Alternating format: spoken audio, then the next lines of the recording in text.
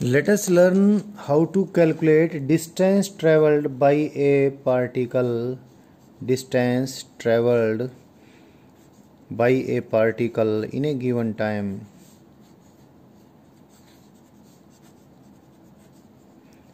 किसी given time में particle कितना डिस्टेंस ट्रेवल करता है.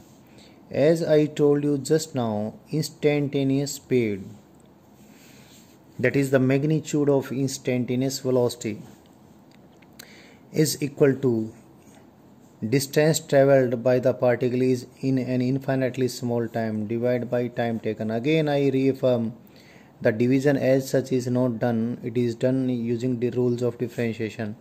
So this implies ds, that is infinitely small path length, that is infinitely small displacement, is equal to v into dt. What is v here? It is magnitude of instantaneous velocity. और magnitude of instantaneous velocity ध्यान रखना, ये magnitude vectors की हमेशा positive होती है. तो अगर v वेक्टर है, v वेक्टर तो कभी कभी नेगेटिव भी होगा, कभी पॉजिटिव भी होगा. तो v वेक्टर की जो मैग्नीट्यूड ही इंस्टेंटेनियस स्पीड लेनी है, speed is always positive. So distance, because speed is distance divided by time taken, distance is always positive. So this is infinitely small distance traveled in an infinitely small time dt, that is obtained by v into dt. So total distance traveled is just add up all these infinitely small distances. और इस addition को क्या बोलते हैं? इसी को तो integration बोलते हैं. तो क्या करते हैं, v इंटू डी टी को हम इंटीग्रेट करते हैं. कोई जीरो टाइम से लेकर t टाइम तक, सपोज t टाइम में डिस्टेंस ट्रेवल्ड हमने कैलकुलेट करना है, तो v इंटू टी टी को हम t जीरो से लेकर t टाइम तक इंटीग्रेट कर देंगे, तो distance travelled by particle in given time निकल जाएगा. लेकिन अगर v कांस्टेंट है, इफ़, इसका special case, if v is constant, अगर v कांस्टेंट है और कांस्टेंट क्वांटिटी को इंटीग्रेशन से कॉमन बाहर निकाल लेंगे, तो v तो कॉमन बाहर आ जाएगा. और dt का इंटीग्रेशन जीरो टाइम से लेकर t टाइम तक कितना होगा, लिमिट लगाएंगे तो dt हो जाएगा t minus zero, that is s is equal to v into t. So अगर स्पीड कांस्टेंट है, स्पीड कांस्टेंट है तभी तो इंटीग्रेशन से बाहर कॉमन लेंगे इसको. तो स्पीड कांस्टेंट है तो distance travelled is equal to speed into time taken. अगर स्पीड वेरिएबल है तो डिस्टेंस ट्रेवल्ड कैसे निकालेंगे, वो वेरिएबल स्पीड टाइम का जैसा भी फंक्शन है, वेरिएबल स्पीड को dt से मल्टीप्लाई करके इंटीग्रेट कर देंगे. एक आपको एक सिंपल सी प्रॉब्लम मैं करवाता हूँ.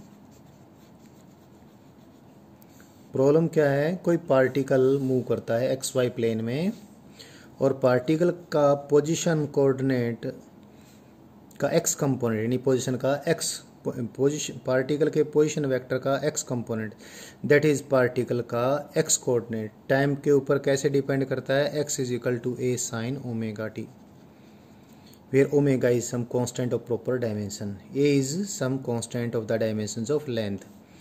और पार्टिकल का पोजीशन का वाई कोऑर्डिनेट टाइम पर ऐसे डिपेंड करता है.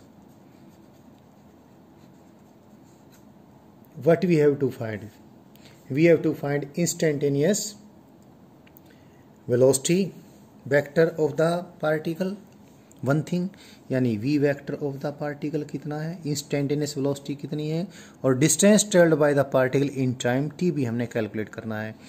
अभी आपको मैंने बताया था v vector is equal to dx by dt, जो कि वेलोसिटी का x कंपोनेंट है, into I cap plus dy by dt into J cap plus D Z by d T into के कैप. वेलोसिटी का एक्स कंपोनेंट, वेलोसिटी का y component, velocity का Z component.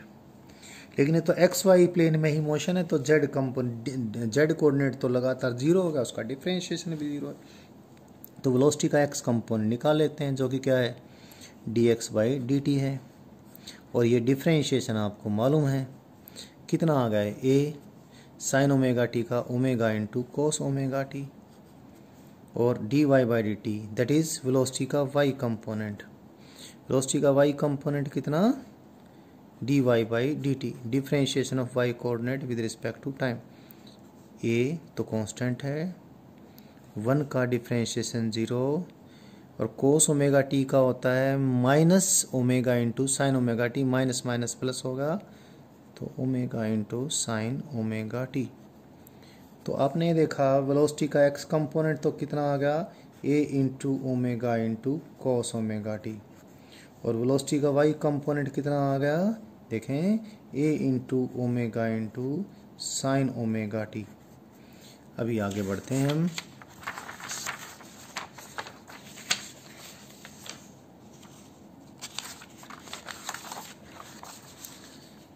तो we have seen that x component of the velocity comes out to be how much, a into omega into cos omega t, and y component of the velocity has come out to be a into omega into sin omega t.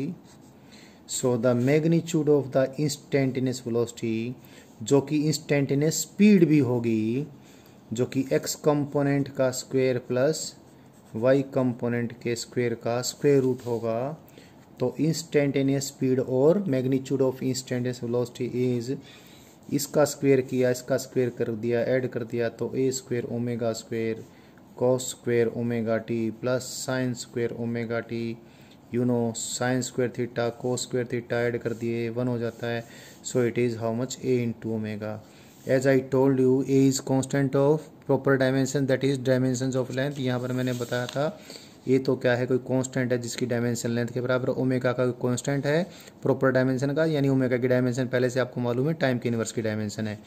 तो देखें ये भी constant, ये भी constant, instantaneous speed तो constant है। तो constant speed अगर है तो डिस्टेंस ट्रेवल अभी बताया था हमने, स्पीड इनटू टाइम टेकन। तो टी टाइम में पार्टिकल कितना डिस्टेंस ट्रेवल करेगा, ए इंटू ओमेगा इंटू टी। एक तो ये चीज़ निकालनी थी, और एक चीज़ क्या निकाली थी, instantaneous velocity vector.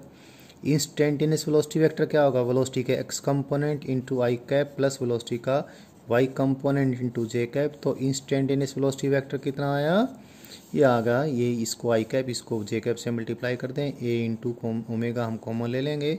So cos omega t i cap plus sine omega t j cap. So this is instantaneous velocity vector.